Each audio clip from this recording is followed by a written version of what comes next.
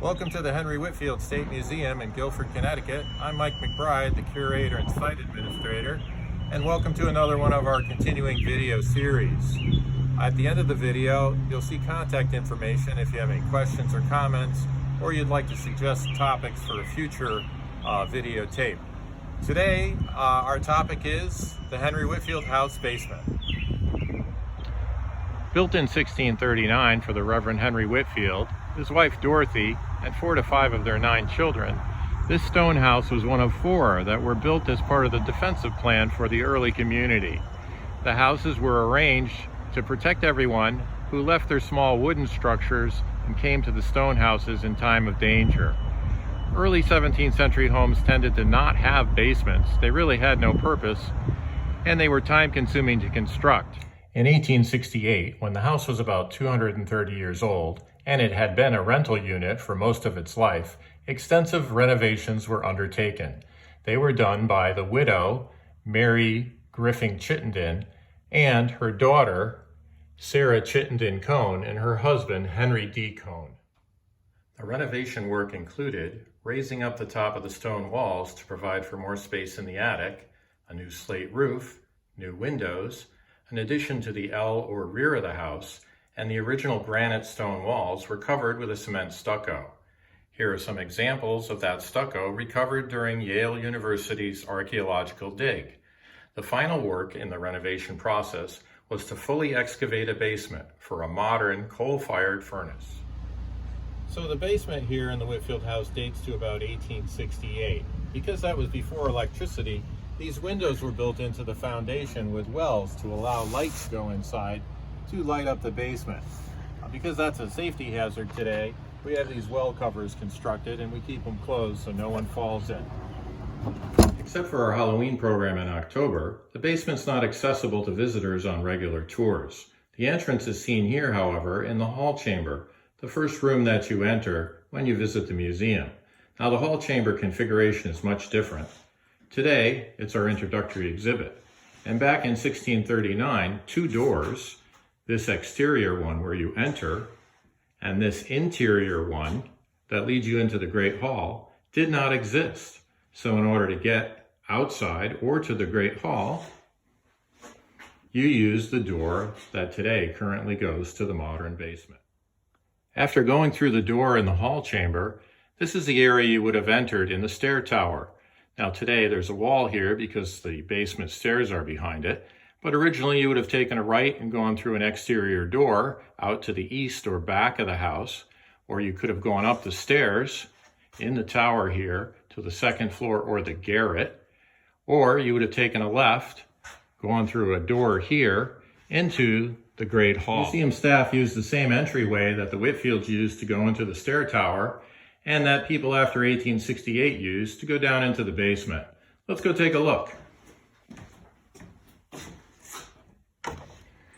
Now this area was all redone in the 1930s restoration. You can see it's fairly empty. We have a great concern here at the museum about fire safety and access, so it's pretty empty.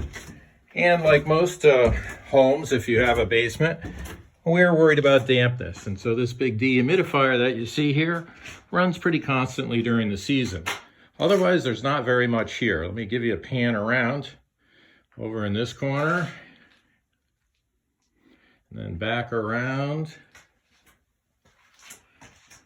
Then we get over here and you say, what do you mean it's pretty empty? Well, this is all of the archaeology from 6 years of Yale University and other archaeological materials down there. When the workers in the 1870s were excavating the basement, they uncovered the footings, the trenches that had been dug and the loose stone that had been dumped in for footings for the house to be built off of. So as they uncovered it, they used Portland cement to solidify. They may have added some stone. We're not exactly sure. Also done in the 1868 to 1870s renovations was a reframing of the house. And here in this view in the basement, you can see to the left a carrying beam that is from that period. And then here are floorboards.